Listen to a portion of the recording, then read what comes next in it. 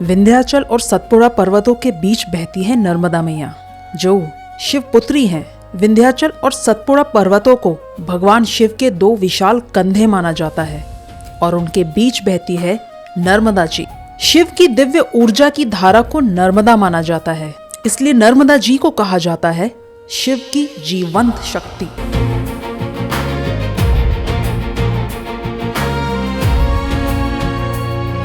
मध्य प्रदेश, गुजरात, महाराष्ट्र में फैला हुआ ये 250 किलोमीटर का जंगल और पर्वतीय क्षेत्र शूलपाणी कहा जाता है, जहाँ जाना बहुत कठिन है। कुछ दिन पहले जब मैं गुजरात से बाय रोड गई थी, रास्ता बहुत ही खतरनाक था और हमारी गाड़ी खराब हो गई, इसलिए इस बार बोट से गए।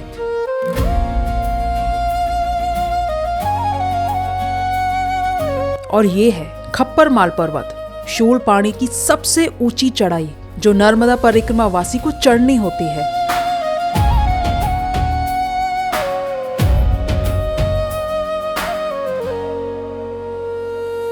मैं यहाँ पर आई हूँ एक वादा पूरा करने, पर जिसे वादा किया है उन तक पहुँचना आसान नहीं। और उनसे पहले ये बच्ची मेरे साथ हो गई मुझे रास्ता दिखाने। भले ही हम एक दूसरे की भाषा ज्यादा नहीं समझते, पर इशारे जरूर समझ लेते हैं। यहाँ अभी तक लाइट नहीं पहुँची है, इसलिए ये बच्चे टीवी मोबाइल नहीं देख सकते और पहाड़ों पे दूर दूर तक देखने के कारण इनकी आंखें बहुत तेज है। बादलों में छुपे मेरे ड्रोन को मैं नहीं देख सकती, पर इन्हें दिख रहा है। एक भी मंदिर नहीं है, नहीं है। मंदिर ही नहीं है। पूरे तोरणमाल में है। तोरणमाल तो बहुत दूर हो गया यहाँ से, बाकी इधर खप्पर माल और क्या दावड़ी, इधर एरिया में मंदिर नहीं है। तो फिर आप लोग कैसे पूजा करते हो शिव जी में? हमारा पत्थर रहता है। एक ये भी भारत है, ये सब कुछ जानते हैं। यहाँ पे कोई भागवत नहीं है, रामायण नहीं है, ये सब जानते हैं, पर इनके पास मंदिर नहीं है। इन सबों के घर में अपना अपने एक पत्थर होते हैं जिसमें भगवान की भावना करके ये पूछते हैं। ये यहाँ की मार्केट है, ये यहाँ का मॉल है।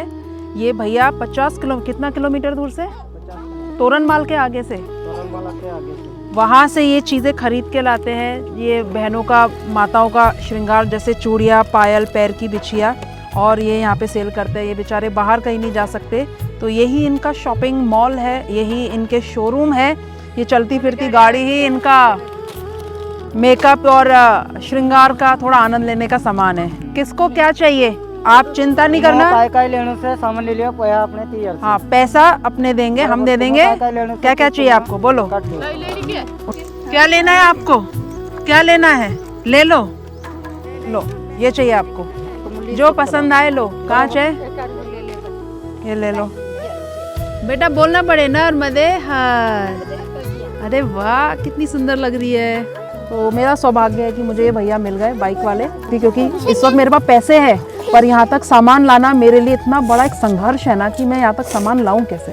तो हमारी गाड़ी बहुत बुरी तरीके से खराब हो गई। इतनी छोटी छोटी चीज़ों में इनकी खुशियाँ हैं। हम लोगों के लिए, शहर के मेट्रोपॉली शहर के लोगों के लिए शायद मायने भी नहीं रखता है, पर इनके लिए बहुत बड़ी खुशी है ये। लो बेटा, ये इसके पीछे के पेच है ना, संभाल के। यहाँ लाइट नहीं है और मेरे कैमरा, मोबाइल सब डिस्चार्ज होने वाले हैं। हम जा रहे हैं इंटरनेट की तलाश में कि हमें कहीं थोड़ा बहुत इंटरनेट मिल जाए, 4G एटलीस्ट मिल जाए, तो वीडियो अपलोड कर सके, जो शूलपाणी में रह के मैंने शूट किए हैं, बनाए हैं। और यहाँ के आदिवासी लोग मुझे एक जगह ले गए जहाँ थोड़ा सा मोबाइल में टावर आता है। यही प्रशांत दादा और उनके दोस्त ने सोलर पैनल लगाने की कोशिश की, पर काफी जुगाड़ के बावजूद कुछ नहीं हुआ। इसलिए हम निकल गए महाराष्ट्र से मध्य प्रदेश की ओर, जहाँ लाइट है।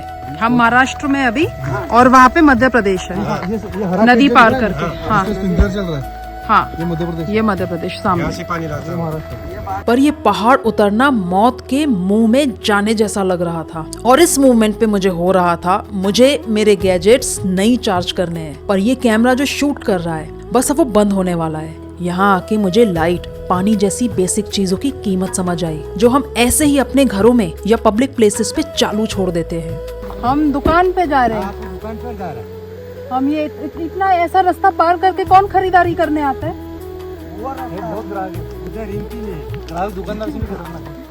सामने देखो मध्य प्रदेश है, और मध्य प्रदेश के बच्चे कितने अच्छे अच्छे कपड़े पहन के स्कूल के लिए जा रहे हैं। देखो वहाँ पे बहुत अच्छा है, स्कूलिंग बहुत अच्छा है। अच्छा। वहाँ के रास्ते भी बहुत अच्छे हैं, और सबसे बड़ी बात वहाँ पे बिजली पहुँची है। हम एक बिजली के लिए नदी पार करके, पहाड़ पार करके जा रहे हैं। ये नदी परिक्रमा में परिक्रमा से को पार करनी पड़ती है। अच्छा, अभी हम महाराष्ट्र से मध्य प्रदेश की ओर जा रहे हैं। बस एक नदी पार करके बस हम बस मध्य एक प्रदेश नदी का पहुंच फासला जाएंगे। है, यस। और मध्य प्रदेश में आके ही आपको पता चलेगा, ये एक बड़ी समस्या है। देखो भैया, ये जो काई है और प्लास्टिक है। हाँ, प्लास्टिक जो है ना, ये नर्मदा खंड में बहुत ज़्यादा बढ़ रहा है। कुछ ना कुछ तो काम करना क्योंकि पड़ेगा। दादा ये पहाड़ी इलाका है, परिक्रमावासी आते हैं, प्लास्टिक छोड़ के जाते हैं, तो इस बारे में हमें ध्यान देना चाहिए। शहरों में प्लास्टिक डिस्पोज करना कठिन है, तो पहाड़ों में तो कैसे होगा। सिर्फ अपना प्लास्टिक साथ में कैरी किया, या फिर कम से कम प्लास्टिक साथ में लाए ना। मुझे इतने अच्छे अवेयर लोग भी मिले दादा, जो अपना प्लास्टिक अपने बैग में बिल्कुल बिल्कुल ले जा रहे थे वापस, हाँ। कि कहीं अच्छी जगह डिस्पोज करेंगे या जलाएंगे।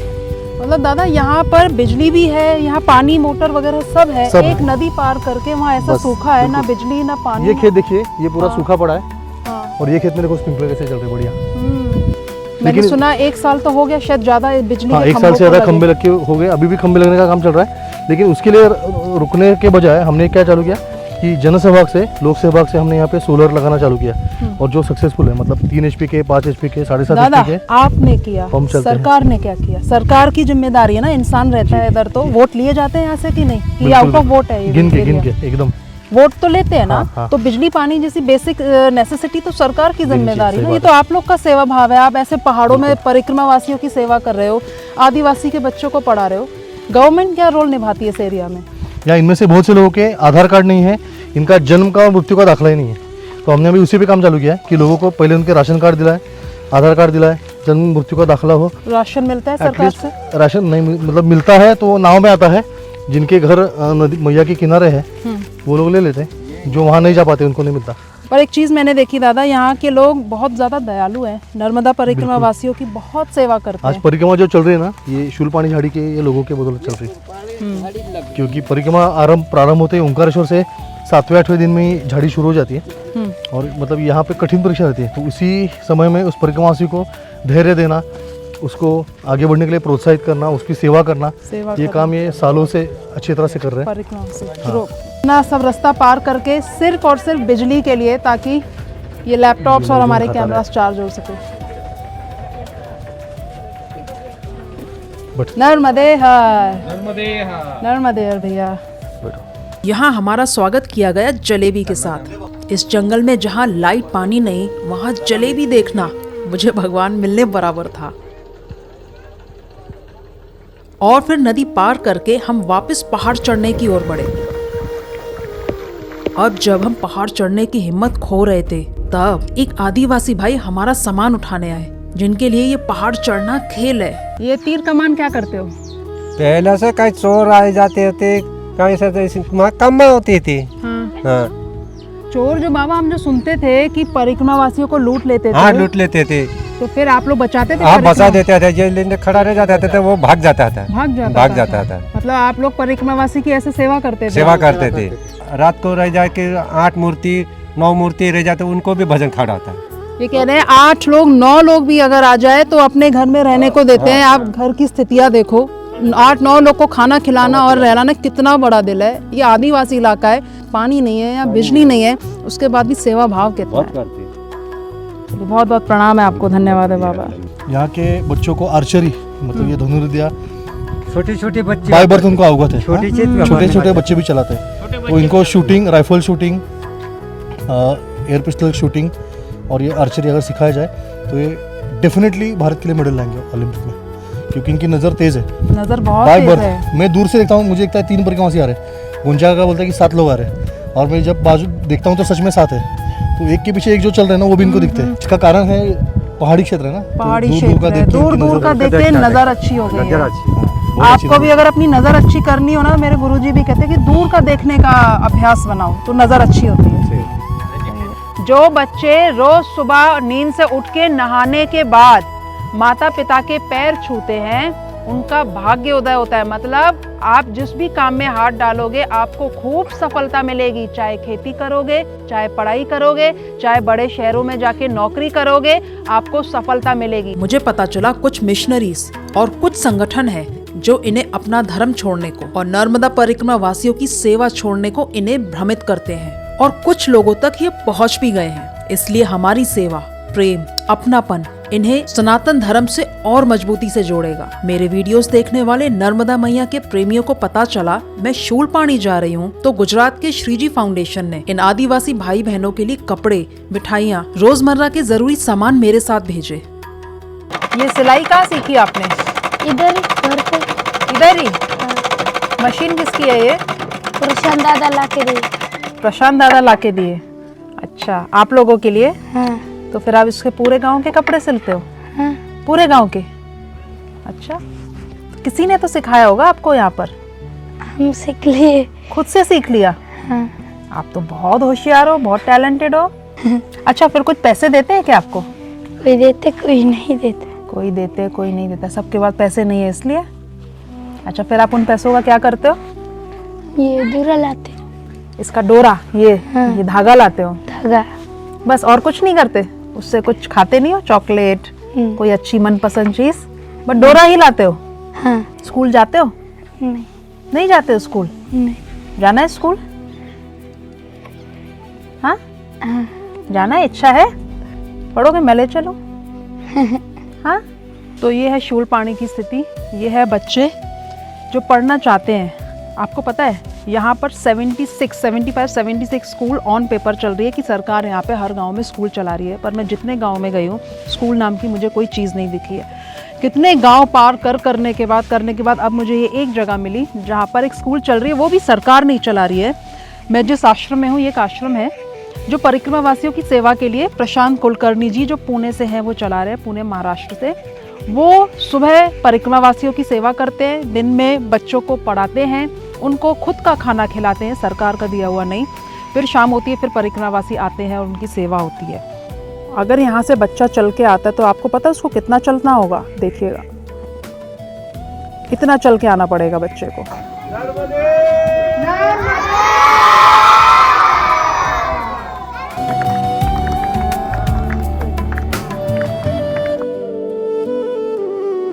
अभी आपको कल जो अगला पड़ाव पड़ेगा, ये सामने जो पहाड़ी दिखती है इसका नाम है खपरमाल या खप्परमाल की पहाड़ी।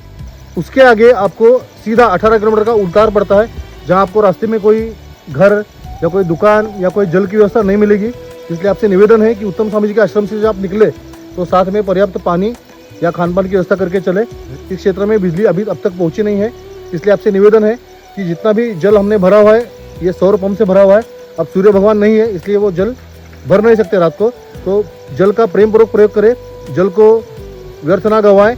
आपको इसी पानी में सुबह ये हर चीज़ के लिए, पीने के लिए, थाली धोने के लिए यही पानी है। ये 2 टंकियाँ जो भरी हुई है, यही आप सबसे निवेदन है।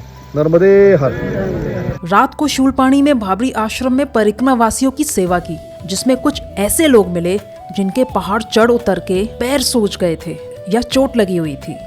अब समय है वो वादा पूरा करने का जिसके लिए मैं यहाँ आई हूँ। इन खराब रास्तों को पार कर हम उन आदिवासी भाइयों के घरों में पहुँचे जो अंधेरे में परिक्रमा वासियों की सेवा करते हैं। कुछ दिन पहले जब मैं यहाँ आई थी, मुझे एक ऐसे व्यक्ति मिले जिन्होंने अपना घर, जीवन, सब कुछ नर्मदा परिक्रमा वासियों की सेवा में लगा दिया है। न गरीबी न अंधेरा इनकी हिम्मत को तोड़ सका।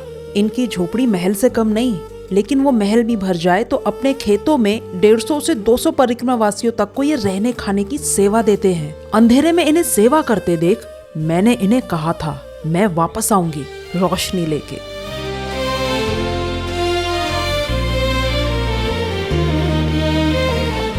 ठीक है बाबा, अब ये पहले ये बटन दबाओ एक बार, बस चालू हो गया। ठीक है, पर सूरज से चार्ज होगा, बिजली नहीं है ना आपके यहाँ। ऐसे यहाँ पे इसको कहीं भी बांस के डंडे पे लगा लेना। ठीक है, ये हाँ ये बटन दबाओ तो आपका लाइट हुआ, 12 घंटे जलेगी। जब मैंने इनका वीडियो पोस्ट किया कई लोगों ने इन्हें डायरेक्ट मदद भेजी तो कईयों ने मुझे फिर भेज दिया ये सोलर लाइट्स और अनाज लेके। ये अनाज आपके खेतों से निकला है? कितने महीने की मेहनत है ये? 4 महीने। 4 महीने में इतना ही निकला है? 4 महीने मेहनत करने के बाद इनका इतना अनाज निकला है। कितने बोरे हैं? 1 2 3 4 5 6 7 14 बोरे निकले जो इनको साल भर चलाने हैं। इसमें से इनको भी खाना है और परिक्रमावासी को भी खिलाना है। ये तब हो सकता है जब आपके पास बहुत बड़ा दिल हो सेवा का। हमारे यहाँ अलमारियाँ भरी पड़ी हैं पैसों से, पर दान करने का मन नहीं हमारा होता है। और कहीं पर इतना सा केवल अनाज है जो साल भर खाना है और खिलाना भी है। ये सेवा है भाई, ये सेवा है। ये देखो बाजरा खराब हो गया, ये ज्यादा अच्छा क्वालिटी का बाजरा नहीं है। आप जो जानते हैं ज्वारी है, ये ज्वारी का क्वालिटी देखना, ये अच्छा नहीं है, क्योंकि जब निकलने का समय उस समय परिक्रमावासी 100 150 की संख्या में आना चालू हो गए। तो इनको ये खेती देखे बेचारा कि अनाज देखे, तो इनको परिक्रमावासियों की सेवा को उसने प्राधान्य दिया, इसलिए ज्वारी इतना खराब हो गई। ये पता है इनका अनाज खराब क्यों है? इनके अनाज खराब होने का कारण हम लोग भी हैं, जो नर्मदा परिक्रमा के नियमों का पालन नहीं करते। हकीकत में शास्त्रोक्त परिक्रमा दिवाली के बाद देव उठनी एकादशी से शुरू होती है, लेकिन आजकल दशहरे से भी पहले और बस चालू बारिश में भी वीडियोस बनाने के लिए या जैसे भी निकल पड़ते हैं। ये बेचारे उस वक्त अपने खेतों में खेती अपनी फसल को देख रहे होते हैं, और अगर सामने परिक्रमावासी आ जाता है तो अपने खेतों को यूं ही छोड़ के फसल काटे बिना ये निकल गए परिक्रमावासियों की सेवा करने, उन लोगों की जो बेसमय आए थे, जिन्होंने शास्त्रों का नियम नहीं पालन किया। उनके कारण आने के कारण अतिथि देवो भव इनका बनता था सत्कार देना, तो इनकी फसल खराब हो गई। अब ये जैसा भी बाजरा है ये खुद भी खाएंगे और परिक्रमावासियों को खिलाएंगे। तो आप लोगों से हाथ जोड़ के निवेदन है, शास्त्रों के नियमों का पालन करें। नवंबर में दिवाली के बाद जो देव उठी एकादशी आती है, तब ही, केवल तभी परिक्रमा के लिए निकलिए, ताकि ये लोग भी अपने कामकाज कर ले, अपना अनाज भर ले, अपनी खेती देख ले, आप लोगों के रहने की व्यवस्था कर ले। हम बेसमय टूट के नियमों का उल्लंघन करके कुछ नहीं पाएंगे, केवल नाराजगी पाएंगे। मैया के बच्चे हैं ये, इनके घर ठीक नहीं चलेंगे तो वो नाराज होगी। आपने नियम का पालन नहीं किया तो भी नाराज होगी। तो नियमों का पालन करना बहुत जरूरी है, इनके लिए भी और आपके लिए भी भला होगा। सब्जी नहीं, एक भी सब्जी नहीं है? नहीं। कितना दिन हो गया सब्जी नहीं है आपके पास? सब्जी तो बहुत दिन हो गए। अभी तो एक आनंद वाले भाई ने आपके लिए आलू भेजे। चलो नर्मदे और बाबा, नर्मदे। नर्मदा परिक्रमा की परंपरा हमसे नहीं, इन पहाड़ जंगल में रहने वाले आदिवासियों के कारण संभव हो पाती है, जो मैया के नाते अपना सब कुछ परिक्रमावासी की सेवा में अर्पण कर देते हैं। सूरज की पहली किरण निकलते ही ये कुछ परिक्रमावासी पूरे टोले को छोड़ बिना कुछ खाए जल्दी निकल पड़े, क्योंकि इन्हें शूलपाणी का सबसे ऊंचा पहाड़ चढ़ना है, खप्पर माल।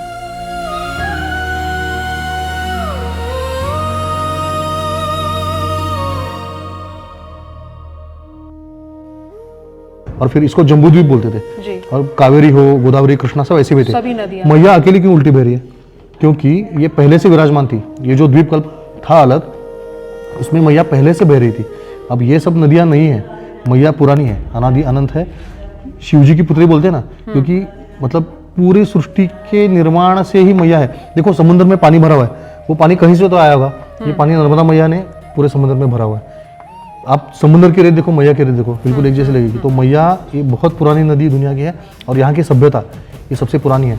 और ये मतलब हर पुराणों में लिखा हुआ है कि जितना भी कहीं पे भी प्रलय हो जाए, नर्मदा खंड जो है वो हमेशा बचा रहता है। हाँ। और दादा मैंने एक बात और सुनी समझी है कि जब प्रलय आता है ना, तो समुद्र अपनी सीमा नहीं छोड़ता। हाँ। नर्मदा जी ही अपना विस्तार करती है, जल में बाढ़ आती है, बाढ़ प्रलय का रूप लेता है। तो मतलब प्रलय की जो शुरुआत है, क्योंकि ये शिव जी की पुत्री और शिव संहार के देवता है, तो प्रलय की शुरुआत भी नर्मदा जी से होती है।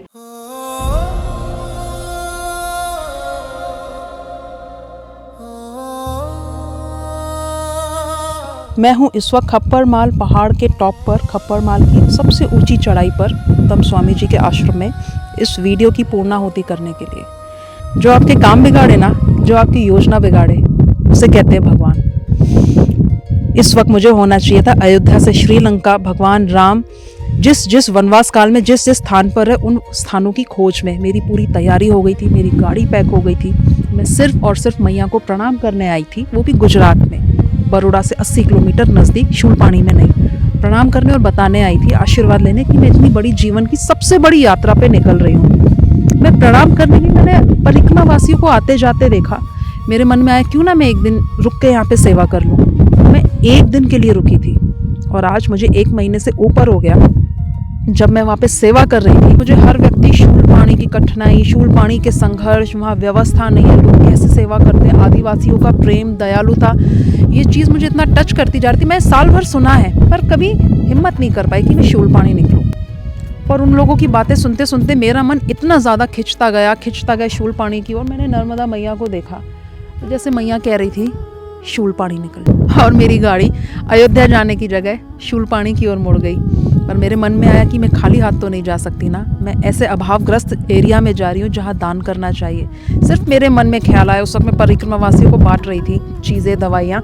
पर मैं आपसे ये कहना चाहती हूँ कि इस चीज़ को देख के मैं बहुत हैरान हूँ कि नर्मदा किनारे नर्मदा मैया की सेवा, ये उन्हीं की सेवा कहलाए। मेरे को सिर्फ सोचना होता है, और किस तरीके से कोई दवाइयाँ लेके, कोई पैसे देके, कोई चीज़ें देके, कपड़े देके, मेरे गुरुजी ने गाड़ी भर के कपड़े दिए यहाँ दान करने के लिए। तो मैं हैरान हूँ कि सिर्फ मैया के किनारे सोचना है, सेवा करने का, कुछ अच्छा करने का। मैया इतना सपोर्ट करती हैं, इतना सहयोग देती हैं। मेरे साथ कौन जाएगा वो व्यवस्था की। मेरे पास सामान ओवरलोडेड था, तो लोग गाड़ियाँ ले आए कि हम आपको वहाँ तक सामान सहित छोड़ देते हैं। मुझे चिंता थी मैं यहाँ पे कहाँ रहूँगी, मैं किसी आदिवासी परिवार के ऊपर लोड नहीं बनना चाहती थी, भार नहीं बनना चाहती थी। मुझे एक सेवा भावी आश्रम मिला प्रशांत दादा का, वहाँ मैं रही, वहाँ मुझे सेवा करने का अवसर मिला।